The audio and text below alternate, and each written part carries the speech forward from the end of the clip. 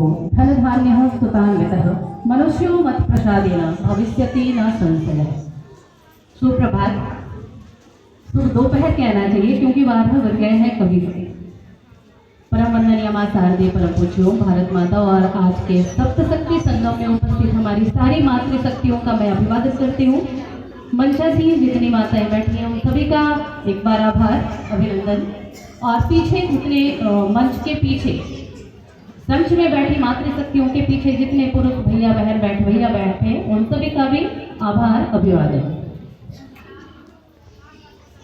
और जिन महिलाओं के पास, जिन मातृशक्तियों के पास बच्चे हैं, कृपया मेरी बात पर 2 मिनट के लिए ध्यान देंगे कि आपका ये कार्यक्रम अपने अंतिम पड़ाव पर है और मेरे बाद ये कार्यक्रम समाप्त होने वाला है।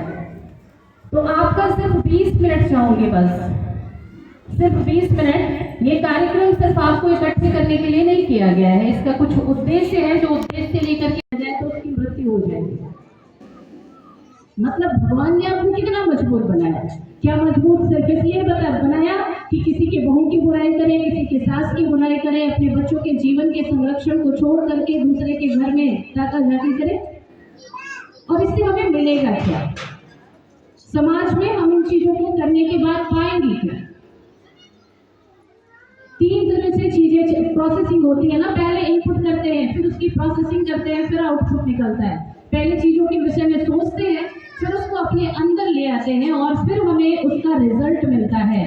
हम जो चीजें कर रहे हैं उसका रिजल्ट हमें क्या मिल रहा है? हमारा जो विषय है भारत के विकास में महिलाओं की भूमिका, तो हमारे भारत की जो पारिवारिक संरचना है उसमें ये कहा गया है कि सुबह में घर में मातृशक्तियां हैं वो सबसे पहले उठती हैं और सबसे अंत में सोती हैं। करती क्या है? पूरे घर की पूरी व्यवस्था संभालती हैं। आपने देखा होगा ना, दुर्गा माता के 8 हाथ हैं। दुर्गा माता को किसी ने देखा? वो आपकी और हमारी प्रतीक है। बताया गया है कि हमने 8 प्रकार के काम को एक बार करने का साहस दिया है प्रकृति ने।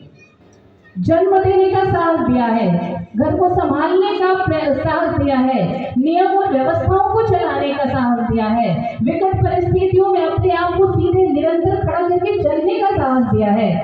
सब कुछ कर सकते हैं और सब कुछ करने के बाद भी हम कुछ बना क्यों नहीं रहे हैं? क्यों हम शिवाजी को नहीं पैदा कर पा रहे हैं? क्यों हम सावरकर को नहीं पैदा कर पा रहे हैं? क्यों हमारे भगत सिंह नहीं है? क्यों पड़ोस के घर में भगत सिंह आने चाहिए, हमारे घर में नहीं आने चाहिए? क्यों हमारे बच्चे बलिदान को तैयार नहीं होने चाहिए?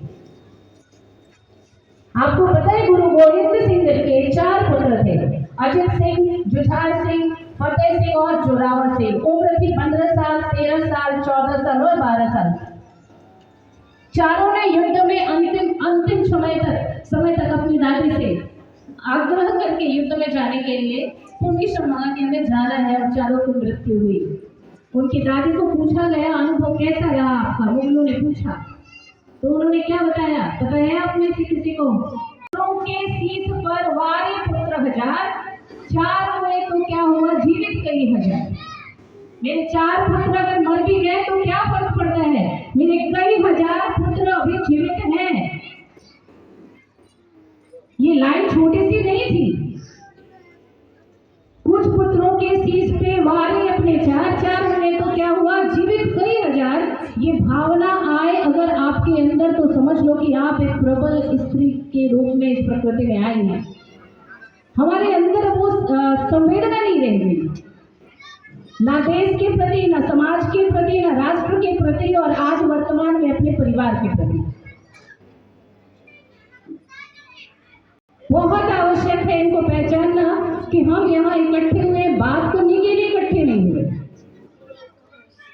मिशन है हमारे विद्यालय का कि आज सबसे पहले हमें अपनी माताओं को समझाना है कि माताओं ने जो वेश पहना है, क्या उस वेश पर उंगलियां उठनी चाहिए? हमें भगवान ने ये शरीर दूसरों को दिखाने के लिए नहीं दिया है बहन। दीप गली का ब्लाउज अगर पहना है हमने तो वो कहीं ना कहीं हमारी नैतिकता को दिखा रहा है। हम कितने नैतिक हैं ये दिखा रहा है। अगर बच्चे आपसे सवाल पूछ ले, आप लोग रोक टोक की अपने बच्चों की कि बेटा ऐसे कपड़े नहीं पहनना, और अगर उसी बच्चे ने उलट करके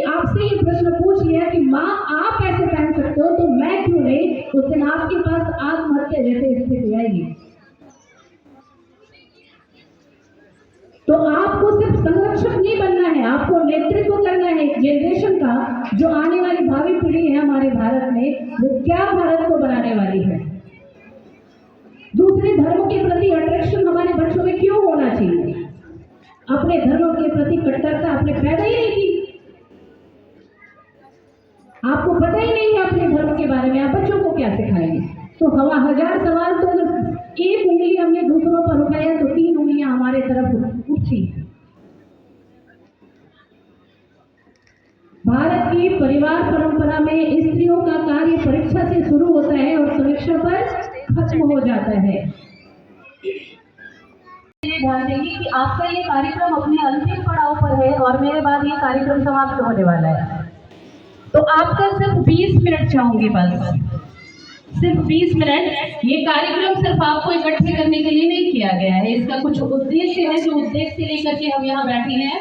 आपस में बात करने के लिए आपके पास समय बहुत है ना? अभी जिंदगी के बहुत हिस्से बाकी हैं, आप आपस में बात कर लेंगे, लेकिन सबसे बड़ा उद्देश्य है कि आप यहाँ उपस्थित हुई हैं, उसका कारण क्या है, क्यों आपको बुलाया गया है, क्या आवश्यकता पड़ी अभी की अभी। सिर्फ मातृशक्तियों को हमने विद्यालय में बुलाया है और ऐसे कार्यक्रम की संरचना की है जिसमें हम आपको आपकी शक्तियों के बारे में बताने वाले हैं।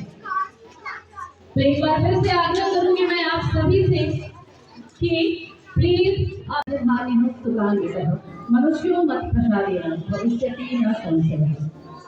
सुप्रभात, शुभ दोपहर कहना चाहिए क्योंकि 12 बज गए हैं कभी। परम वंदनीय मां शारदे प्रभु भारत माता और आज के सप्तशक्ति संगम में उपस्थित हमारी सारी मातृशक्तियों का मैं अभिवादन करती हूँ। मंचासीन जितनी माताएं बैठी हैं सभी का एक बार आभार, अभिनंदन। और पीछे अपने मंच के पीछे